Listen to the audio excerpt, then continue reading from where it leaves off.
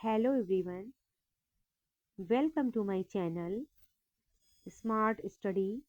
आज मैं आपको विवाह टॉपिक पढ़ाने जा रही हूँ। विवाह टॉपिक लेकर आई हूँ जो आपको पढ़ना है। चलिए हम लोग स्टार्ट करते हैं विवाह टॉपिक। जैसे आप जानते हैं, विवाह दो परिवारों और दो व्यक्तियों का मिलन है। साधारण शब्दों में हम कह सकते हैं विवाह का क्या अर्थ है और विवाह किसे कहते हैं, समाजशास्त्रीय दृष्टिकोण से आज हम समझने जा रहे हैं। चलिए आइए देखें। मानवीय इच्छाओं की पूर्ति ने ही विवाह को जन्म दिया है और विवाह ने ही परिवार और नातेदारी को बनाया है। जैसे आप देखते होंगे अपने परिवार में, अपने बहन की शादी हो, भाई की शादी हो, चाचा की शादी हो, किसी की भी शादी होती है, तो शादी होने के बाद में या विवाह होने के बाद में क्या होता है, एक परिवार का निर्माण होता है और हम कुछ नए रिश्तेदार नातेदारों से जुड़ते हैं। कुछ समाजों में विवाह एक धार्मिक संस्था भी है। जैसे हिंदू समाजों में विवाह को एक धार्मिक संस्कार के रूप में स्वीकार किया है। उसमें जितनी भी प्रक्रियाएं होती हैं विवाह के समय, वो सब धार्मिक तरीके से होती हैं। तो कुछ में कानूनी और कुछ में सामाजिक समझौता भी माना गया है। कुछ अन्य संप्रदाय जो है, कुछ अन्य धर्म जो है, उनमें कानूनी तौर से या कुछ अन्य धर्म है जहाँ समझौता भी माना जाता है। एग्जाम्पल हम आपको दे देते हैं कि जैसे कि कानूनी तौर पे, जैसे आप ईसाई धर्म के अगर कोई है, तो ईसाई धर्म के लोग क्या करते हैं, कानूनी तौर पर जाके चर्च में शादी करते हैं। सामाजिक समझौता क्या है, मुस्लिम विवाह जो है वो सामाजिक समझौता के रूप में होता है। इसी तरह से ईसाई धर्म भी सामाजिक समझौता है। दूसरे शब्दों में विवाह दो विषम लिंगियों को पारिवारिक जीवन में प्रवेश करने की सामाजिक, धार्मिक और कानूनी स्वीकृति मिलती है। विवाह से अलग अलग समाजों में अलग अलग उद्देश्य हैं। जैसे ईसाई धर्म में विवाह का प्रमुख उद्देश्य यौन संतुष्टि है, तो हिंदू समाज में धर्म की रक्षा करना है, धार्मिक संस्कार करना है। देखिए, हिंदू समाज में ये माना जाता है जब तक जिसका विवाह नहीं होता है तब तक वो धार्मिक क्रियाएं नहीं करता है, चाहे वो पुरुष हो या स्त्री हो। और जिस तरह से हमारे हिंदू धर्म में 16 संस्कार होते हैं, तो 16 संस्कार में एक हिंदू विवाह भी एक संस्कार है। ये संस्कार सिर्फ मात्र विवाह संस्कार ही एकमात्र केवल स्त्रियों के लिए ही संस्कार है और संपूर्ण संस्कार सिर्फ पुरुषों के लिए ही बनाए गए हैं। विवाह में जो 16 संस्कार है उसमें से हिंदू संस्कार जो है 16, उसमें से विवाह संस्कार ही स्त्रियों के लिए है और बाकी 15 जो संस्कार हैं वो सब पुरुषों के लिए है। यानी 16 संस्कार पुरुष कर सकते हैं और सिर्फ एक संस्कार स्त्री कर सकती है, वो है विवाह संस्कार। अब देखिए, आगे आते हैं अपने चैप्टर पर। मुस्लिम विवाह का उद्देश्य वैध संतानों को जन्म देना है। वहीं जनजातीय उद्देश्य साथ साथ रहने का सामाजिक समझौता है। यानी जनजातीय समाज में भी सामाजिक समझौता समझा जाता है विवाह को, परंतु समाजशास्त्रीय उद्देश्य स्त्री पुरुषों को एक परिस्थिति देकर उसके अनुसार भूमिकाओं का निर्वहन करना है। अब देखिए, अब तक तो हम विवाह को बस यही समझते थे कि विवाह जो है एक दो विषम लिंगियों का मिलन है या मेल है, लेकिन समाजशास्त्रीय दृष्टिकोण से क्या है, विवाह स्त्री पुरुषों को एक परिस्थिति दी जाती है। जैसे विवाह होने के बाद एक स्त्री पत्नी बनती है, एक पुरुष पति बनता है, ये दोनों उनकी परिस्थिति है, उसके अनुसार उनको भूमिकाओं का निर्वहन करना पड़ता है। मनुष्य एक सामाजिक प्राणी है, ये आप जानते होंगे। मनुष्य एक सामाजिक प्राणी है और राजनीतिक प्राणी, ऐसा अरस्तु ने कहा था। मनुष्य एक सामाजिक प्राणी है तथा सामाजिक संस्थाएं व्यक्ति के सामाजिक, आर्थिक, मनोवैज्ञानिक इत्यादि पक्षों के विकास में महत्वपूर्ण भूमिका का निर्वहन करती हैं। विवाह का उद्देश्य यौन संतुष्टि ही नहीं होता, बल्कि कभी कभी यह केवल सामाजिक, सांस्कृतिक, आर्थिक उद्देश्य की पूर्ति के लिए भी किया जाता है। अब इन सभी व्याख्याओं से या वक्तव्य से आप समझ चुके होंगे कि विवाह किसे कहते हैं। अब आइए कुछ समाजशास्त्रियों के दृष्टिकोण को हम पढ़ते हैं, समझते हैं कि किस समाजशास्त्री ने विवाह को किस दृष्टिकोण से समझा है? देखिए, बोगार्ट्स ने क्या क्या क्या कहा है कि विवाह स्त्री पुरुषों के पारिवारिक जीवन में प्रवेश करने की संस्था है। यानी जब हम पारिवारिक जीवन में प्रवेश करते हैं वही विवाह है, बोगार्ट्स ने कहा। वेस्टरमार्क ने कहा है कि विवाह एक या अधिक पुरुषों का एक या अधिक स्त्रियों के साथ होने वाला वह संबंध है जिसे प्रथा या कानून स्वीकृति प्रदान करता है। अब हावेल ने क्या कहा है? हावेल, विवाह एक सामाजिक आदर्श मापदंड की जटिलता है। हावेल ने कहा है कि विवाह एक सामाजिक आदर्श मापदंड की जटिलता है। मजूमदार मदान, विवाह को कानूनी, धार्मिक, सामाजिक स्वीकृति प्रदान कर प्राप्त होती है।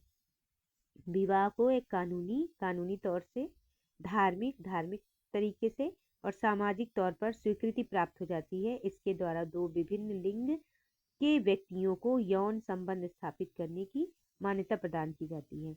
जॉनसन, विवाह एक स्थानीय संबंध है जिसमें एक पुरुष और एक स्त्री समुदाय में अपनी प्रतिष्ठा खोए बिना, जॉनसन ने क्या कहा, प्रतिष्ठा खोए बिना संतान उत्पन्न करने की सामाजिक स्वीकृति प्राप्त करते हैं। मर्डॉक ने कहा है, एक साथ रहते हुए नियमित यौन संबंध, आर्थिक सहयोग रखने को विवाह कहते हैं।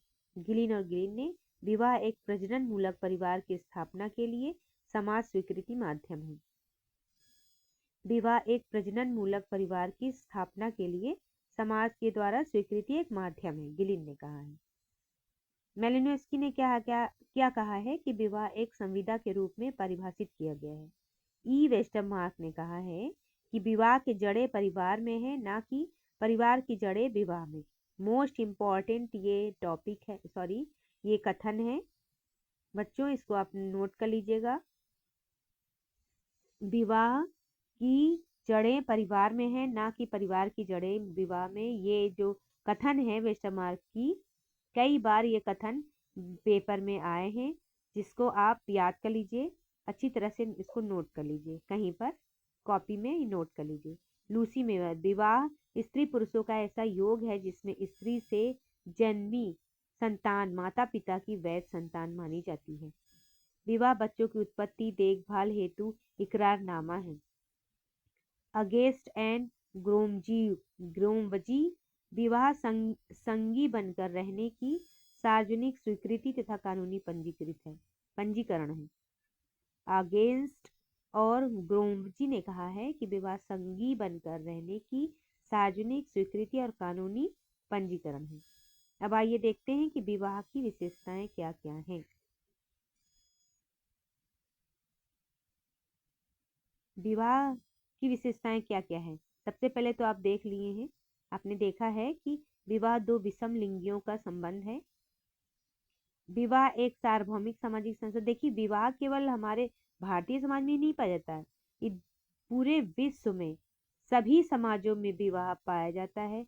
परंतु ये सार्वभौमिक क्यों है? क्योंकि सभी समाजों में विवाह पाया जाता है, परंतु इसके जो तरीके हैं वो अलग अलग इस्तेमाल किए जाते हैं। कहीं सामाजिक समझौता है, कहीं इसको कानूनी तौर से माना जाता है, कहीं धार्मिक माना जाता है, कहीं सामाजिक माना जाता है। तो इस तरह से अलग अलग तौर तरीके हैं। लेकिन विवाह जो एक सार्वभौमिक संस्था है, इसे भी संपूर्ण विश्व में पाया जाता है। ये संस्था संपूर्ण विश्व में पाया जाता है। इसके माध्यम से विवाह संबंधों का नियमन करता है। बच्चों के पालन पोषण और सामाजिकरण की एक प्रमुख संस्था है। बच्चों का इसमें पालन पोषण भी हो जाता है और सामाजिकरण भी होता है। सॉरी संस्कृति का एक पीढ़ी से दूसरी पीढ़ी में हस्तांतरण होता है विवाह के द्वारा।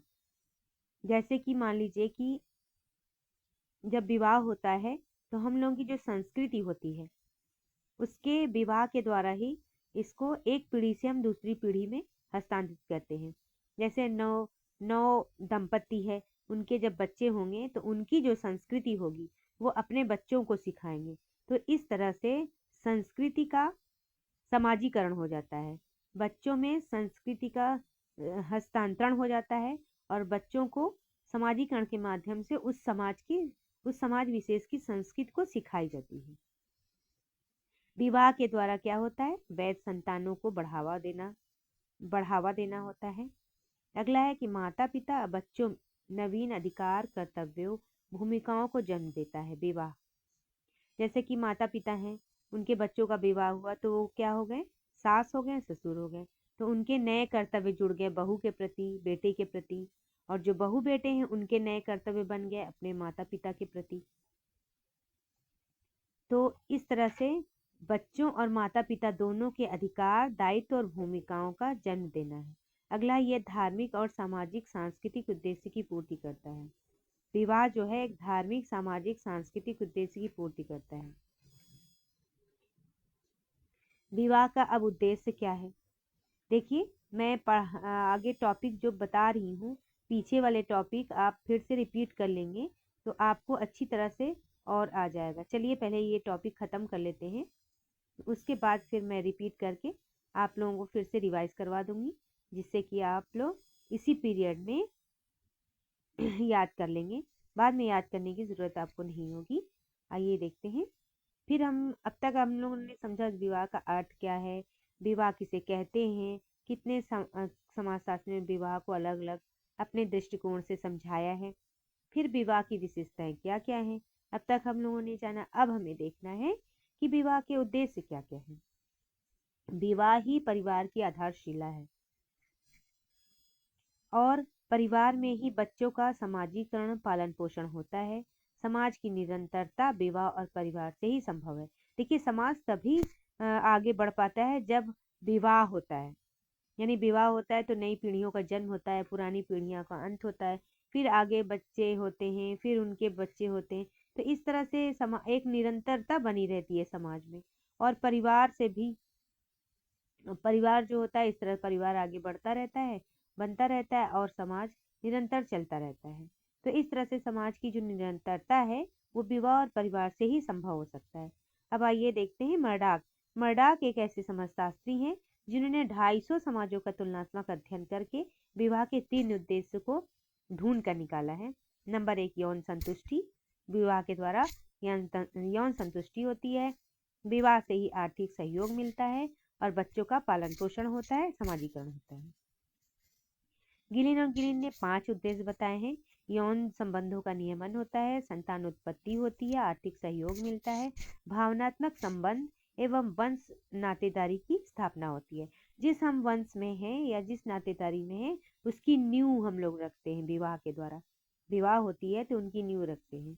जैसे कि उदाहरण के तौर पर हमारे समाज में देख लीजिए या परिवार में ही देख लीजिए कि दो जो बच्चे होते हैं, 2 बेटे होते हैं, अगर बड़े बेटे की शादी हो जाती है तो उसके परिवार हो जाता है, उसके बच्चे हो जाते हैं, और छोटे बेटे अगर शादी नहीं करता है तो उसका वंश वहीं से खत्म हो जाता है, उसका वहीं से खत्म हो जाता है वंश। तो इस तरह से उसको भी वंश को आगे बढ़ाने के लिए उसको भी विवाह करना आवश्यक हो जाता है।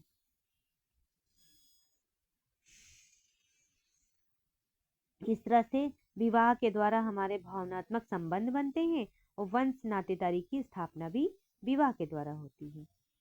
मेलिनोव्स्की ने विवाह के 3 उद्देश्य बताए हैं।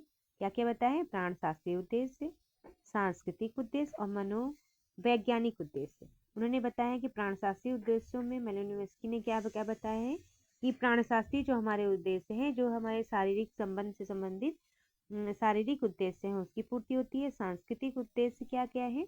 हमारे संस्कृति की रक्षा होती है, हम दूसरे संस्कृति को अपनाते हैं, दूसरों की संस्कृति को अपनाते हैं। और मनोवैज्ञानिक तौर से हमारी जो आवश्यकताएं होती हैं वो भी पूरी होती हैं। रॉबिन फॉक्स ने 3 उद्देश्य बताए हैं। वैध यौन संतुष्टि होती है, संस्कृति की रक्षा होती है और भावनात्मक संतुष्टि होती है। देखिए इसमें इन्होंने विवाह के उद्देश्य, मर्डाक ने तो 250 समाजों का अध्ययन करके ये 3 निष्कर्ष निकाला है कि यौन संतुष्टि, आर्थिक सहयोग और बच्चों का पालन पोषण और समाजीकरण। गिलिन ने 5 उद्देश्य बताए हैं। यौन संबंधों का नियमन, संतानोत्पत्ति, आर्थिक सहयोग, भावात्मक संबंध व वंश और नातेदारी की स्थापना। इसी तरह मेलिनोव्स्की ने प्राणशास्त्रीय आधार, सांस्कृतिक उद्देश्य बताया है, मनोवैज्ञानिक उद्देश्य भी बताया। रॉबिन फॉक्स ने वैध यौन संतुष्टि, संस्कृति की रक्षा, भावात्मक संतुष्टि।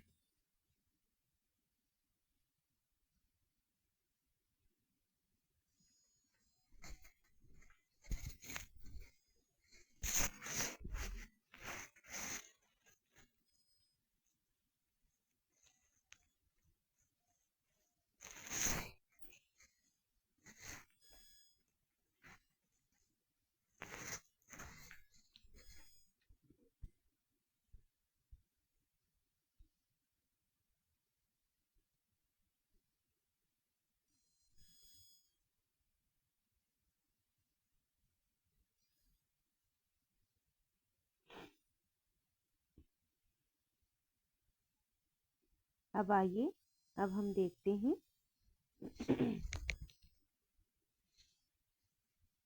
मजूमदार मदान ने कौन कौन से उद्देश्य बताए हैं? 4।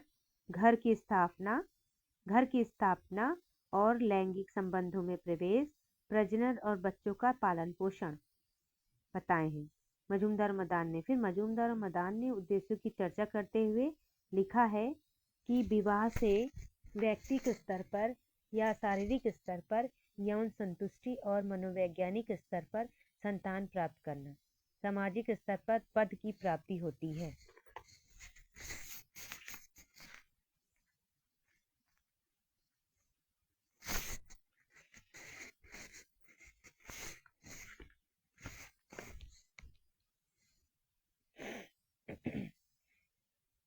विवाह से व्यक्तिगत स्तर पर या शारीरिक स्तर पर यौन संतुष्टि और मनोवैज्ञानिक स्तर पर संतान प्राप्त करना है।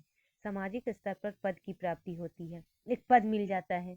तब आप विवाह करने के बाद में आप परिवार में, समाज में कोई भी धार्मिक उत्सव होता है उसमें आप शामिल हो सकते हैं। और जब तक आप विवाह नहीं करते हैं तब तक किसी भी धार्मिक उत्सव में आप शामिल नहीं हो सकते हैं, धार्मिक कार्य में। संक्षेप में विवाह के उद्देश्य बता सकते हैं कि स्त्री पुरुषों में आर्थिक सहयोग उत्पन्न करना, संस्कृत का एक पीढ़ी से दूसरी पीढ़ी में हस्तांतरण करना, धार्मिक सामाजिक सांस्कृतिक उद्देश्यों की पूर्ति करना, वैध संतानों की उत्पत्ति करना, समाज की निरंतरता को बनाए रखना, परिवार का निर्माण और नातेदारी का विस्तार करना, माता पिता बच्चों के प्रति नवीन कर्तव्य दायित्वों को जन्म देना। अब आपने विवाह के उद्देश्य देख लिए हैं। अब हमें आगे बढ़ना है अगले टॉपिक पर, विवाह के प्रकार। जैसा कि आप लोगों ने कई विवाह के प्रकार सुने होंगे, जैसे एक विवाह है, समूह विवाह है, बहु विवाह है। ऐसा आप लोगों ने जर्नली सुना होगा समाज में। परंतु आज आप समाजशास्त्रीय दृष्टिकोण से देखिए कि विवाह किसे कहते हैं, विवाह का उद्देश्य, विशेषताएं क्या क्या हैं। अब प्रकार हम पढ़ते हैं कि विवाह के प्रकार कितने होते हैं। मानव समाज के विकास के साथ साथ विवाह के विभिन्न प्रकार के अस्तित्व में आए हैं। पति पत्नी की संख्या के आधार पर भारत में पाए जाने वाले विवाह के प्रमुख निम्न प्रकार हैं। विवाह के प्रकार नंबर 1 क्या है? एक विवाह और बहु विवाह। विवाह के मुख्य 2 प्रकार हैं, एक विवाह और बहु विवाह। देखिए, एक विवाह के अंतर्गत आप 5 प्रकार पाएंगे। एक क्रमिक एकल विवाह, जो क्रम से होता है। एकल विवाह यानी मान लीजिए कि जब विवाह हुआ उसकी पत्नी मर गई या उसे तलाक दे दिया, फिर उसने शादी की, फिर उसकी पत्नी मर गई, तो इस तरह से अगर 2-3 बार ऐसा होता है तो इसे क्रमिक एकल विवाह, मतलब एक समय में एक ही पत्नी रहेगी, ना कि दूसरी, तो एक क्रमिक एकल विवाह हुआ। फिर एकल विवाह मतलब एक ही, बहुत से लोग होते हैं जो एक बार ही विवाह करते हैं, अगर वो मर गई या किसी कारणवश छोड़ दी, बस दोबारा नहीं करते, उसको एकल विवाह कहते हैं। फिर जोड़ा विवाह होता है। फिर फिर मोनोगिनी होता है और अस्थाई एक विवाह, अस्थाई एक विवाह। फिर आइए देखते हैं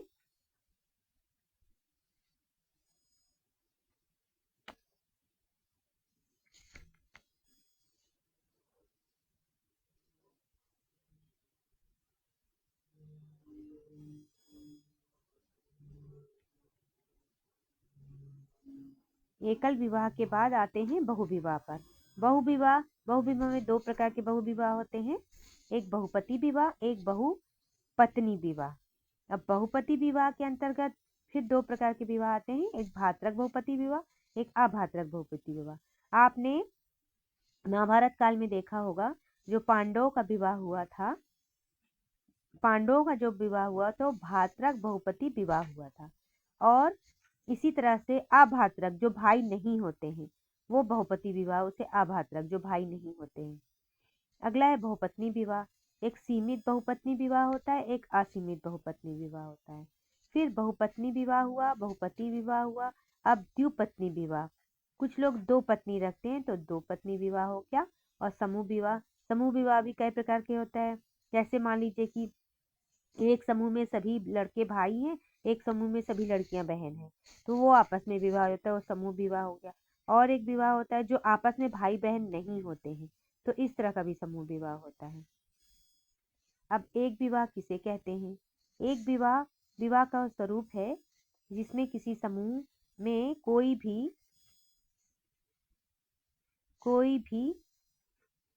भी पुरुष एक से अधिक स्त्रियों से विवाह नहीं कर सकता। एक से अधिक स्त्रियों से विवाह नहीं कर सकता। एक विवाह की प्रथा हिंदू, खासी, संथाल, कादर जनजाति में पाई जाती है। हिंदू में खासी, संथाल और कादर जनजातियों में पाई जाती है। एक विवाह के प्रकार, एक विवाह के 5 प्रकार होते हैं। क्रमिक एकल विवाह, अनेक समाजों में व्यक्तियों की पहली पत्नी या पति की मृत्यु हो जाने पर तलाक के बाद पुनः विवाह करने की प्रायः अनुमति होती है, किंतु वे एक प्रकार में एक से अधिक पत्नी या पति नहीं रख सकते हैं।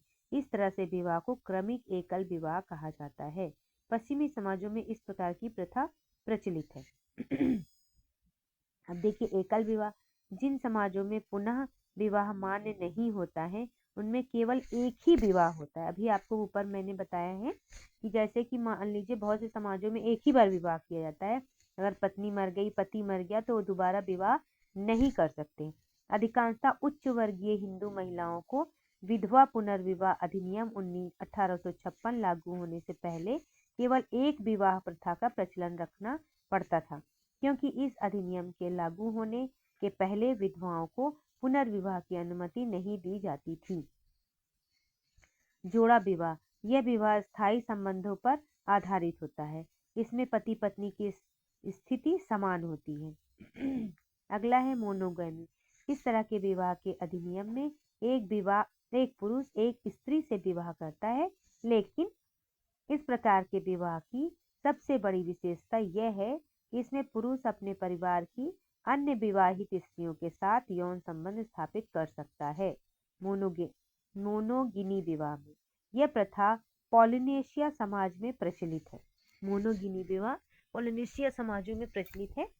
एक पत्नी से विवाह करने के बाद उस परिवार की सभी पत्नियों से वो यौन संबंध स्थापित कर सकता है।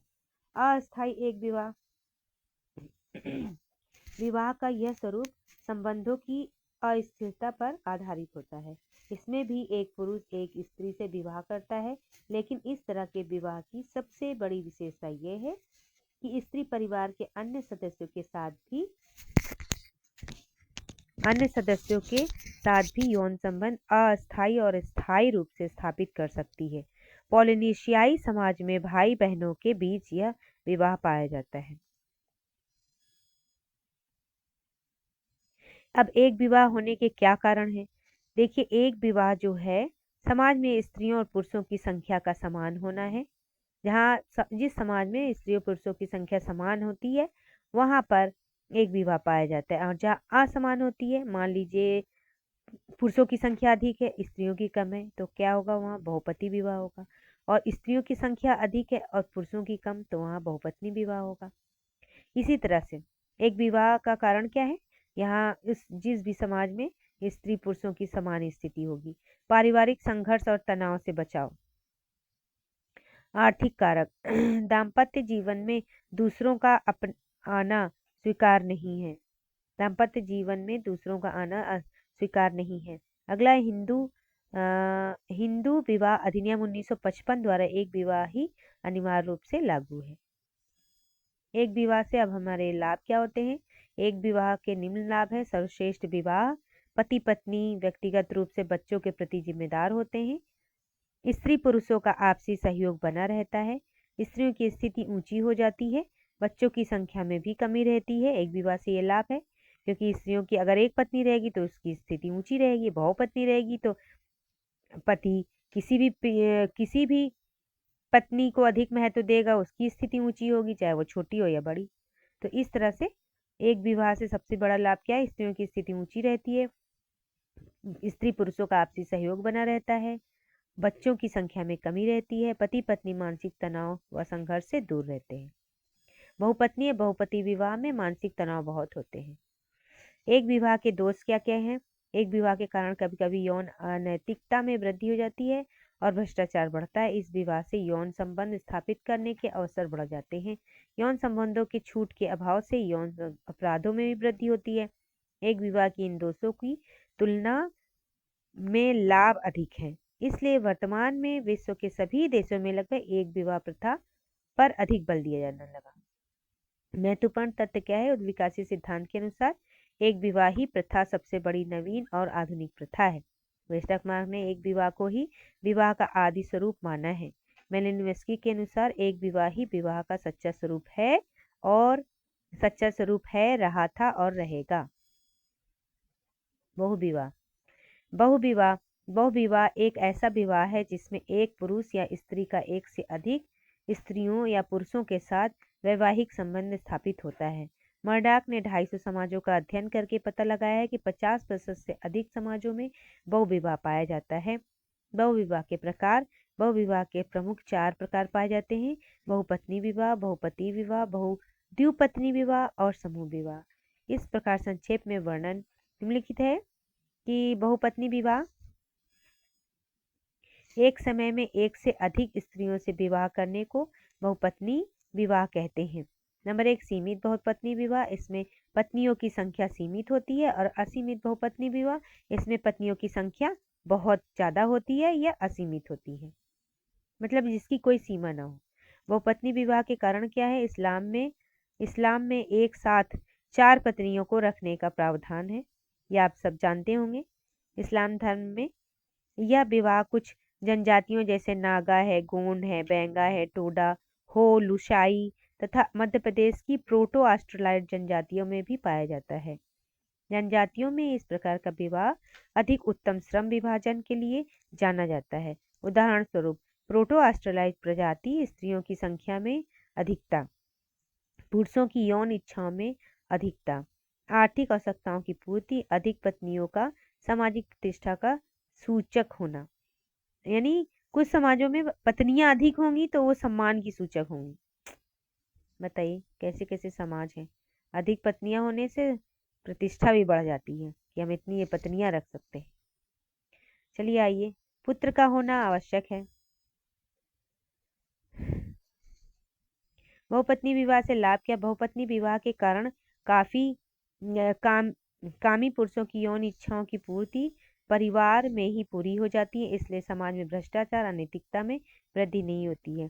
स्त्रियों की संख्या अधिक होने पर सबका विवाह संभव हो जाता है। अनेक स्त्रियों के होने पर बच्चों का पालन पोषण घर की तरह देख रेख सरलता से हो जाती है।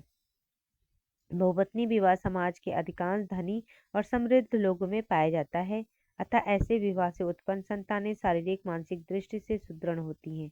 बहुपत्नी विवाह की हानियां या दोष: स्त्रियों का समय प्रायः झगड़ों में से ही नष्ट होता है। जनसंख्या में वृद्धि: कई पत्नियों के कारण पति सबकी देखभाल सही तरीके से नहीं कर पाता। स्त्रियों की सामाजिक प्रतिष्ठा गिर जाती है। विधवाओं की संख्या में वृद्धि होती है। अगर मान लीजिए बहुपत्नी है और उसका पति एक ही है और पति मर गया तो सारी पत्नियां विधवा हो गई। तो इस तरह से क्या होती है? विधवाओं की संख्या में एकदम से वृद्धि हो जाती है। पुरुषों द्वारा सभी पत्नियों की यौन संतुष्टि न कर पाने के कारण समाज में यौनाचार पनपता है। बहुपति विवाह: इस विवाह में एक स्त्री एक समय में कई पुरुषों से विवाह करता है। मैक्लेलन इन्होंने सर्वप्रथम बहुपति विवाह का उल्लेख किया है। मैक्लेलन ने इन्होंने बहुपति और बहुपत्नी विवाह का सर्वप्रथम उल्लेख किया है। बहुपत्नी विवाह को तिब्बती प्रथा कहा जाता है। बहुपति विवाह को टोडा जनजाति में बहुपति विवाह के बाद बहुपत्नी और आज एकल विवाह की प्रथा पाई जाती है। इस प्रकार का विवाह कश्मीर से असोम तक तथा हिमालय से क्षेत्रों में पाया जाता है। भारतीय आर्य जातियों तथा मंगोल जनजातियों में अत्यधिक लोकप्रिय है। अपने प्राचीन रूप में यह तियार, मद्रास, कोटा, तमिलनाडु, खस लद्दाखी, बोट्टा, साथ ही इरावन, मालावार की नायर जनजाति, छोटा नागपुर की संथाल, मध्य प्रदेश की उरांव जनजातियां और देहरादून जौनसार, फिर बाबर परगना, धारावाल, कंबेल, कुर्ग लोगों में पाया जाता है। बहुपत्नी विवाह के 2 स्वरूप है: भात्रक बहुपति विवाह और अभात्रक। तो भात्रक बहुपति विवाह पाया जाता है टोडा कोटा नायरों में, खास टोडा कोटा नायर। भात्रक बहुपति विवाह पाया जाता है, याद कर लीजिए, जनजातियों से संबंधित है ये, और ये बहुत इंपॉर्टेंट है। अक्सर ये पूछा जाता है कि भात्रक बहुपति विवाह कौन कौन सी जनजातियों में पाया जाता है, तो खस, टोडा, कोटा और नायरों में।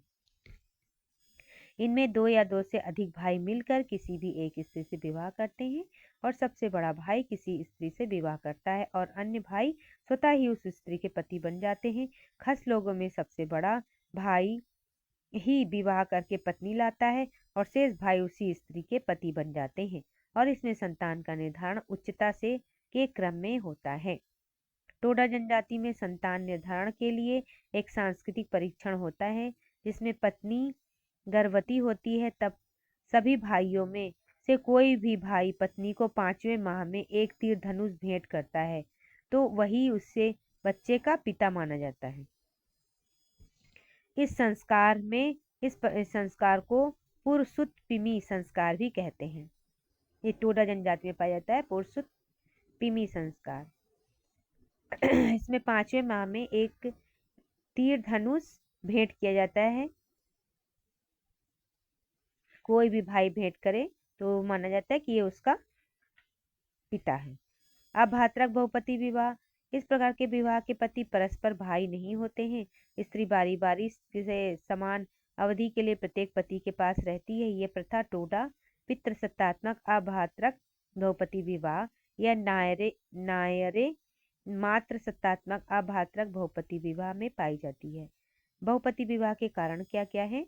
इसका प्रमुख कारण आर्थिक क्रिया या गरीबी है। जब अकेला पुरुष स्त्रियों और बच्चों का भरण पोषण नहीं कर पाता है तो अनेक पुरुष मिलकर भरण पोषण करते हैं। वधु मूल्य का अधिक होना, वधु मूल्य अधिक होता है इसीलिए सब लोग क्या करते हैं, एक ही पत्नी रखते हैं, सभी भाई उसी से शादी कर लेते हैं। बहुमूल्य प्रथा के कारण हो जनजाति में लड़कियां सबसे अधिक समय तक कुंवारी रहती हैं। वधु मूल्य के कारण हो जनजाति में लड़कियां सबसे अधिक कुंवारी रहती हैं। जनसंख्या को मर्यादित रखने की इच्छा के कारण बहुपति विवाह का पालन किया जाता है। जनसंख्या की कमी के लिए, क्योंकि ऐसे विवाह में संतानें कम होती हैं। संपत्ति के विभाजन को रोकने के लिए भौगोलिक परिस्थितियों के कारण टोडा और खस जहाँ रहती हैं वहाँ कृषि योग्य भूमि का अभाव पाया जाता है। इसलिए संपत्ति को बंटवारा को रोकने के लिए वो सब एक ही स्त्री से विवाह कर लेते हैं। आइए देखते हैं धार्मिक कारण। देहरादून के खस अपने को पांडव का वंशज कहते हैं। देहरादून के खस अपने आप को पांडव का वंशज कहते हैं। लोग द्रौपदी विवाह प्रथा का पालन करते हैं। वेस्टर मार्ग के अनुसार बहुपति विवाह का मुख्य कारण लिंगानुपात का असंतुलन हो जाना है। समनर और कनिंघम और सक्सेना ने बहुपति विवाह का मुख्य कारण गरीबी को माना है। बहुपति विवाह के लाभ क्या है? संपत्ति का बंटवारा न होना, संतान का कम होना और आर्थिक सहयोग। बहुपति विवाह की हानियां क्या है? बांझपन का विकसित होना, लड़का संतान अधिक होना जिससे लड़कियों की संख्या में कमी हो जाती है, स्त्रियों की स्थिति दयनीय हो जाती है, समाज में विधुर की संख्या का ज्यादा हो जाना, स्त्रियों में यौन रोग पनपना। द्विपत्नी विवाह। द्विपत्नी विवाह इस प्रकार के विवाह में एक पुरुष एक साथ 2 पत्नियां रखता है। साधारणतः पहली पत्नी के मायके चले जाने या अस्वस्थ रहने की स्थिति में तथा ब्रह्मचर्य बाधित होने तथा एस्किमो और आरेगन जनजातियों में यह विवाह पाया जाता है। यहाँ ये देखें, ब्रह्मचर्य बाधित होने की स्थिति में दूसरे विवाह की आज्ञा प्रदान की जाती है। मैसूर की होलिया, मेडास तथा एस्किमो और आरेगन जनजातियों में वे विवाह पाया जाता है। एस्किमो में वृद्ध पुरुष और महिला की गला घोंट कर हत्या की प्रथा भी पाई जाती है। एस्किमो में गला घोंट दिया जाता है वृद्ध पुरुष और महिलाओं का। आगे देखिए समूह विवाह। इसमें पुरुषों का एक समूह महिलाओं के समूह से विवाह करता है। समूह का प्रत्येक पुरुष दूसरे समूह की प्रत्येक स्त्री का पति होता है। ये प्रथा ऑस्ट्रेलिया की माओरी जनजाति में पाई जाती है। ऑस्ट्रेलिया की माओरी जनजाति में पाई जाती है समूह विवाह। यहाँ एक कुल की सभी लड़कियां दूसरे कुल की पत्नियां समझी जाती हैं। अब इस तरह से आपका ये पहला पार्ट खत्म हो गया। मुझे विवाह का और भी पार्ट लाना है क्योंकि ये बहुत बड़ा चैप्टर है, इसलिए रेगुलरली मुझे और कई पार्ट में इसको हम डिवाइड कर दिए हैं। अब अगली बार नेक्स्ट वीडियो में इसका लाऊंगी, दूसरा वीडियो। ये पहला वीडियो था आपका, आइए रिवीजन करते हैं कि हम विवाह किसे कहते हैं, विवाह का अर्थ। रिवीजन करने से आपको फिर से याद हो जाएगा।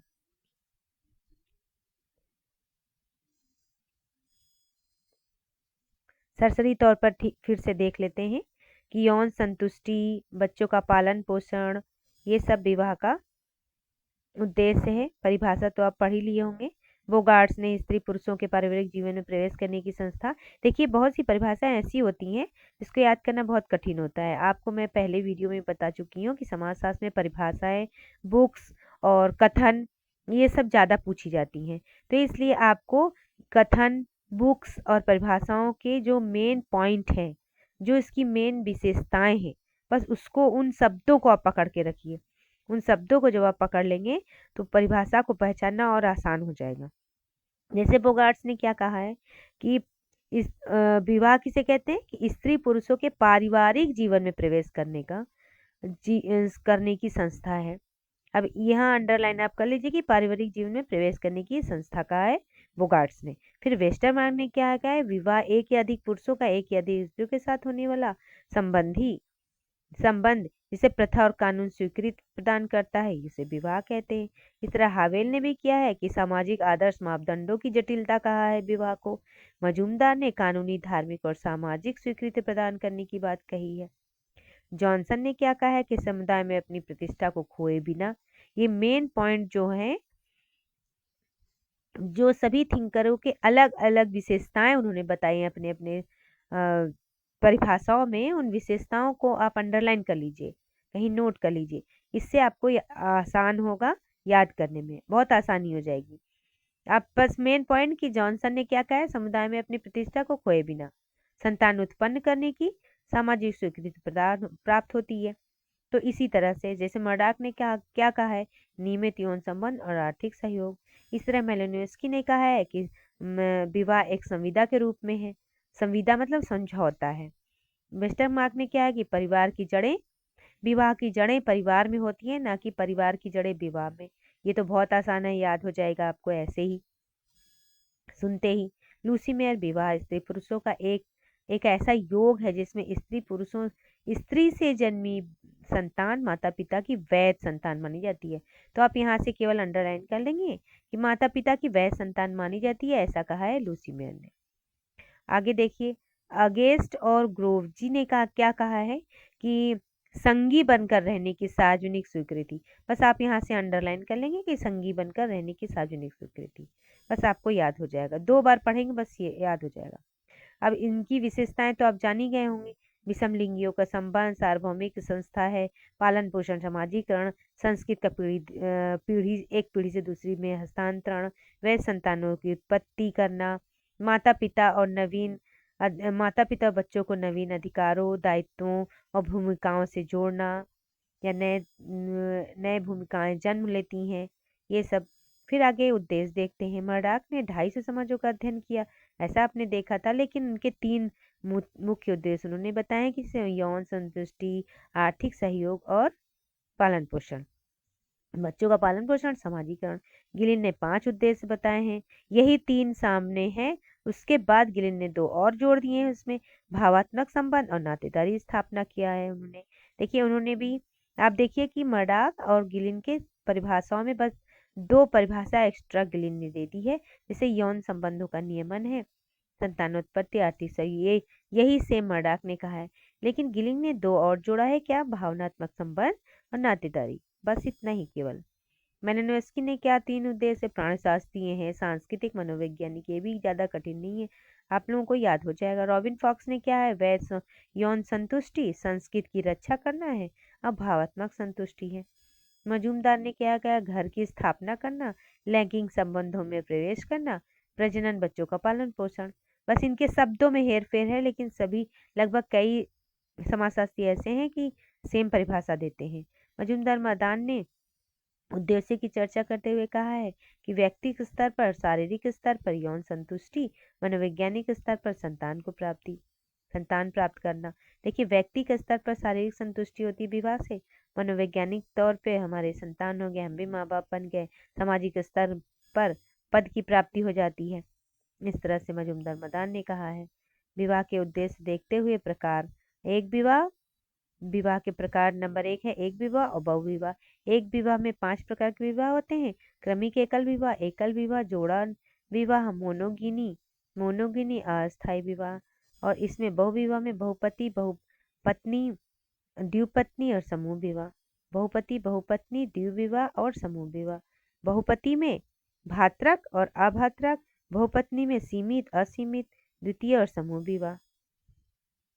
अब एकल विवाह का उद्देश्य है और ये सब कारण है जो आप पढ़ चुके हैं, इसको एक बार रिवाइज कर लीजिएगा, बस हो जाएगा।